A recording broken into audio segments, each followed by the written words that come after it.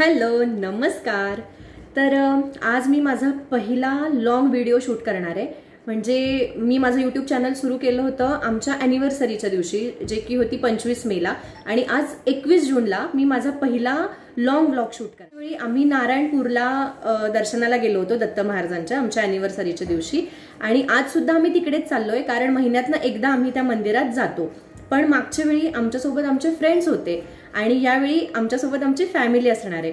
तर फॅमिलीमधल्या सगळ्यांची ओळख मी तुमच्यासोबत करूनच देणार आहे, तोपर्यंत स्टे ट्यून। तर आता येत्या पुढच्या 5-10 मिनिटात आम्ही निघणार आहोत आणि इकडे सगळे जमलेले आहेत, तर मी तुम्हाला सगळ्यांची ओळख करून देते। तर इकडे आहेत आमच्या आजी असं आई,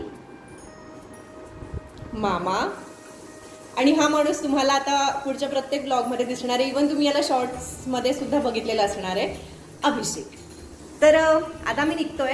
आता आम्ही कसं जाणार आहोत, कुठून जाणार आहोत, आणि तिथे पोहोचल्यावर सगळं तिथलं जे आहे ते आम्ही तुम्हाला दाखवणार आहे। तोपर्यंत स्टे ट्यून। आम्ही बरोबर 10:30 वाजता निघालो आणि पुढे हायवेला लागलो। तसं तर आम्हाला बऱ्याचदा या रस्त्यावर ट्रॅफिक लागतं, पण यावेळी मात्र तसं काही झालं नाही। गप्पा मारत गाणी म्हणत आमचा प्रवास सुरू झाला। आम्ही दोघं खूप फिरतो, पण फॅमिलीसोबत फिरायची मजाच वेगळी असते नाही का। थोडं पुढे जाताच पाऊस सुरू झाला, पण मी मात्र पाऊस थांबायची वाट बघत होते, कारण गाडीला सनरूफ असतानाही आपण त्यातून वर आलो नाही तर काय मजा। नुकताच पाऊस पडून गेलेला, सगळीकडे हिरवळ, अशा सुंदर निसर्गातून प्रवास करून आम्ही मंदिरात पोहोचलो।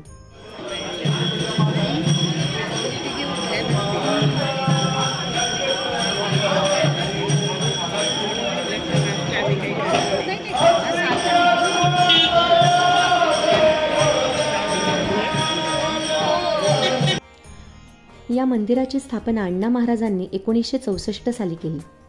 सुरुवातीला तिथे 3 मुखी दत्ताचं मंदिर बांधलं। पुढे 1986 साली एकमुखी दत्ताची मूर्ती मंदिरात स्थापन करण्यात आली। मंदिरात प्रवेश करताच आपल्याला एक औदुंबराच्या झाडाचं दर्शन होतं। तिथेच ब्रह्मा, विष्णू, महेश यांच्या पादुका देखील आहेत। ही तीच जागा आहे जिथे अण्णा महाराजांना दत्तगुरूंनी दर्शन दिलं होतं। मंदिराच्या आवारात आपल्याला अनेक तसबिरी बघायला मिळतात, ज्यामध्ये आपल्याला अण्णा महाराजांचा जीवनकाळ कळतो, तसंच या मंदिराचा इतिहास देखील समजतो। तर आमचं आता दर्शन झालेलं आहे आणि याच मंदिराच्या शेजारी एक शिव मंदिर आहे खूप जुनं, तर आता आम्ही तिकडे चाललोय।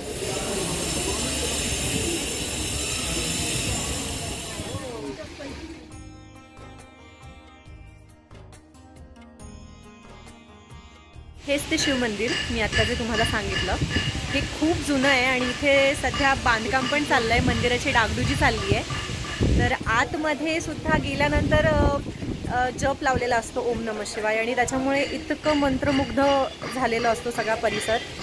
तर या तुम्हाला दाखवते।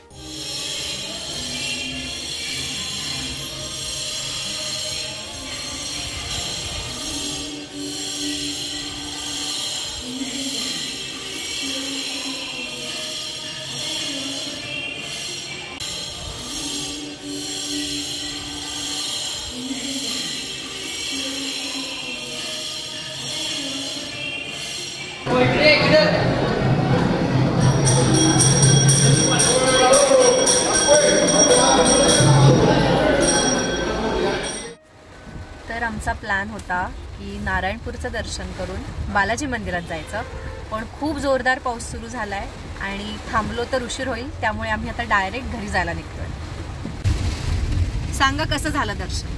खूप सुंदर, खूप छान वाटलं, मस्त दर्शन झालं। मामा तुम्हाला कसं वाटलं? हो मस्त वाटलं, छान वाटलं। एक देवाचं दर्शन झालं, प्लस एक छोटीशी ट्रिप पण झाली। येस आजी, हाय, छान झालं दर्शन। ओके, खरं तर आजींना जरा बरं नाहीये, पण आमच्यासाठी आणि आमच्या आग्रहाला मान देऊन आजी आमच्या सोबत आल्या आहेत। आमच्या नाही, मामांच्या मान देऊन आल्या। आता जाता जाता रस्त्यात म्हटलं काहीतरी खाऊ, सगळ्यांनाच भूका लागलाय, त्यामुळे आम्ही शिवराज ढाबा दिसतंय का इथे थांबलोय। तर ॲक्च्युली आम्हाला संध्याकाळी सुद्धा अख्खा मसूरच खायचा आहे आणि इथे सुद्धा अख्खा मसूरच स्पेशल आहे, पण इथे आम्ही काहीतरी दुसरं खाऊ, कारण संध्याकाळी आम्हाला जिथे जायचं तिथे ऑलरेडी बुकिंग झालंय. तर बघू आता, पेटपूजा करू आणि पुढे जाऊ.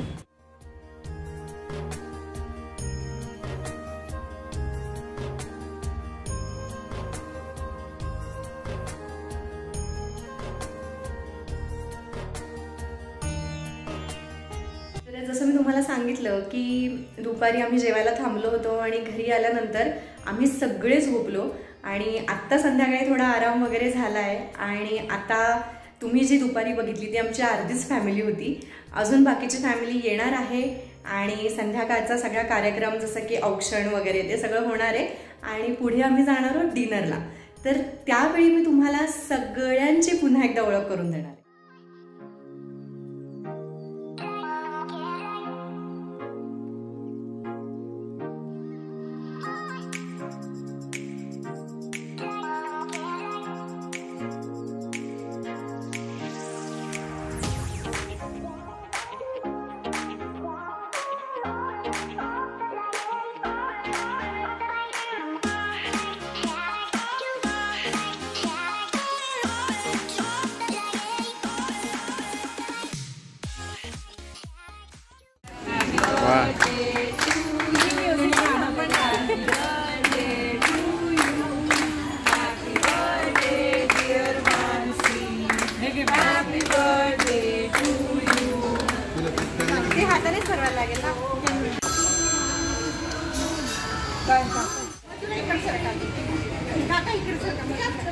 तर आमचा डिनर झालेला आहे आणि आता तुम्हाला मी जसं दाखवलं इथे फोटो सेशन चाललेलं आहे सगळ्यांचंच.